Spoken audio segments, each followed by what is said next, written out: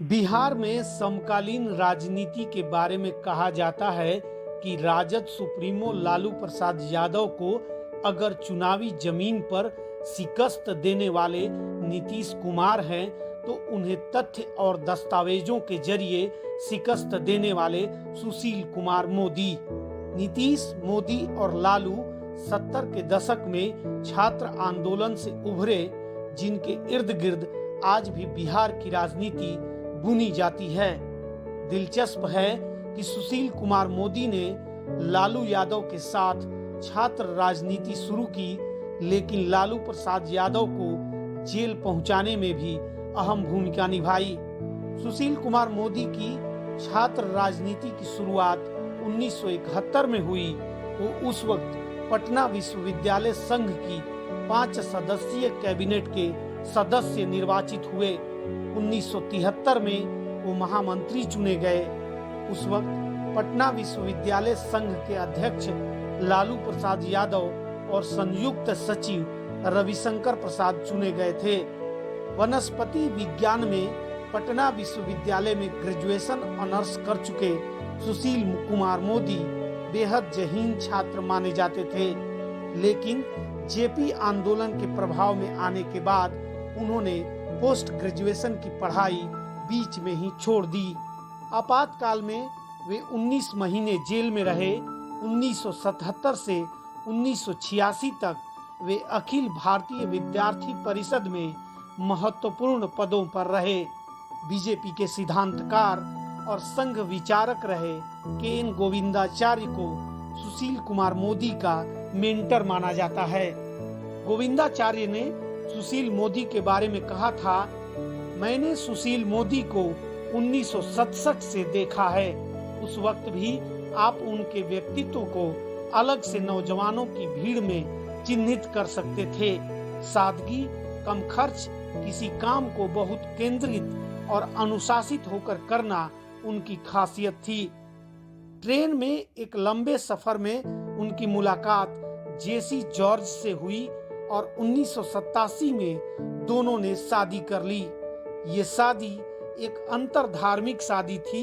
आशीर्वाद देने के लिए अटल बिहारी वाजपेयी, नानाजी देशमुख और कर्पूरी ठाकुर भी शरीक हुए थे। गोविंदाचार्य बताते हैं कि शादी बहुत साधारण ढंग से पटना के राजेंद्र नगर स्थित शाखा मैदान में हुई थी। बाद में सुशील मोदी ने उसी परंपरा को निभाते हुए अपने बेटे उत्कर्ष तथागत की शादी भी बहुत सादगी से की। इस शादी में बाकायदा विवाह स्थल पर देहदान के लिए काउंटर खोला गया था। 6 अप्रैल 1980 को भारतीय जनता पार्टी का गठन हुआ। बिहार में अब तक बीजेपी एक ऐसी पार्टी थी जिसका नेतृत्व अगड़ी जाति के पास था, लेकिन उसका आधार वोट शहरी मतदाता, अगड़ी जाति और वैश्य तीनों ही थे। जानकार बताते हैं कि 80 के दशक के अंतिम वर्षों में संघ के गोविंदाचार्य ने बिहार में सोशल इंजीनियरिंग शुरू की, जिसके चलते अगड़ों के साथ पिछड़ी जातियां भी नेतृत्व में आईं। सुशील कुमार मोदी और नंद किशोर यादव जैसे नेता को गोविंदाचार्य ने प्रमोट किया, जिसके चलते बीजेपी का व्यापक आधार बना। 1990 में सुशील कुमार मोदी ने पटना केंद्रीय विधानसभा क्षेत्र से चुनाव लड़ा और विधानसभा पहुंचे। 1995 और 2000 का भी चुनाव वो इसी सीट से जीते। साल 2004 में वे भागलपुर लोकसभा क्षेत्र से चुनाव जीते। साल 2005 में उन्होंने संसद सदस्यता से इस्तीफा दिया और बिहार विधान परिषद के लिए निर्वाचित होकर उप मुख्यमंत्री बने। इस दौरान वो पार्टी में भी अलग अलग दायित्व संभालते रहे। सुशील कुमार मोदी के हाथ में टैबलेट उस वक्त देखी गई जब राज्य के बहुत सारे नेताओं के लिए ये किसी अजूबे जैसा था। किताब, अखबार और किसी भी विषय के तथ्य से उनका संबंध बहुत घनिष्ठ रहा। इसकी झलक 1990 में उनके पहली बार विधायक बनने के बाद से ही मिलती है। उस वक्त के पत्रकार बताते हैं कि सुशील मोदी के सहयोगी किशुनजीत वर्मा बाकायदा उनकी प्रेस रिलीज रेमिंगटन टाइपराइटर से टाइप करके और उससे जुड़े दस्तावेज साथ में नत्थी करके अखबार के दफ्तरों में देते थे। आज भी सुशील मोदी देश विदेश के अखबार रोजाना पढ़ते हैं। अखबार पढ़ते वक्त उनके हाथ में कलम रहती है।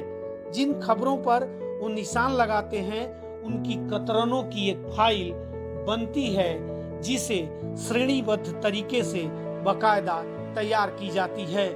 सुशील कुमार मोदी ने लिखना, पढ़ना और व्यवस्थित दिनचर्या का पालन करना केन गोविंदाचार्य से सीखा, लेकिन गोविंदाचार्य इसमें राजस्थान के मुख्यमंत्री रहे भैरव सिंह शेखावत का भी नाम जोड़ते हैं।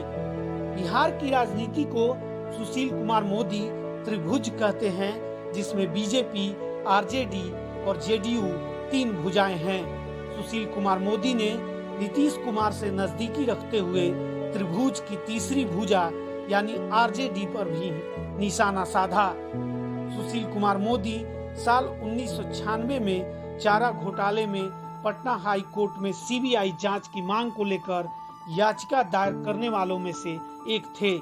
साल 2015 में भी जेडीयू आरजेडी की सरकार बनने के बाद सुशील मोदी के निशाने पर फिर से लालू परिवार आया।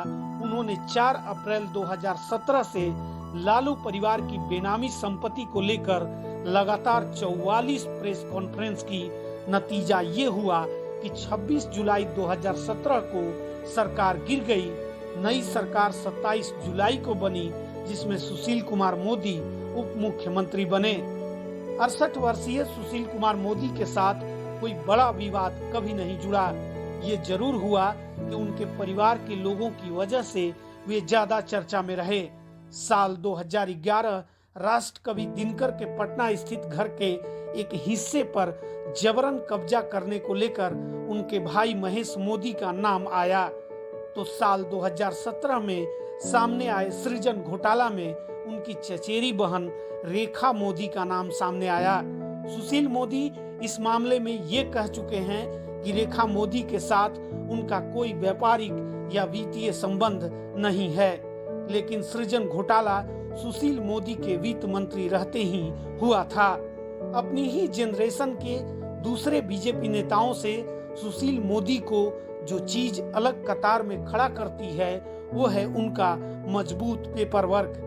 बिहार बीजेपी जिस पर अगड़ी जाति के चंद्रमोहन राय, ताराकांत झा, सीपी ठाकुर जैसे नेताओं का कब्जा रहा, वहां सुशील मोदी अपने इसी मजबूत पेपर वर्क के जरिए जगह बनाने में कामयाब रहे। हालांकि नीतीश कुमार के साथ सुशील मोदी की नजदीकी और संगठन से आने के बावजूद अपने ही लोगों के साथ बढ़ती संवादहीनता के चलते उनसे कई बार नाराजगी भी है। सियासी जानकार मानते हैं कि सुशील मोदी के कद को आज भी कम करने की कोशिश पार्टी के भीतर चलती रहती है, लेकिन बीजेपी के साथ परेशानी ये है कि उनके जैसा कोई दूसरा नेता तैयार नहीं हो पाया। यही वजह है कि नापसंदगी के बावजूद सुशील मोदी बीजेपी के लिए अनिवार्य भी हैं। दोस्तों, इसी तरह की खबरों और रोचक जानकारियों के लिए चैनल को लाइक, सब्सक्राइब और शेयर करना ना भूलें। धन्यवाद।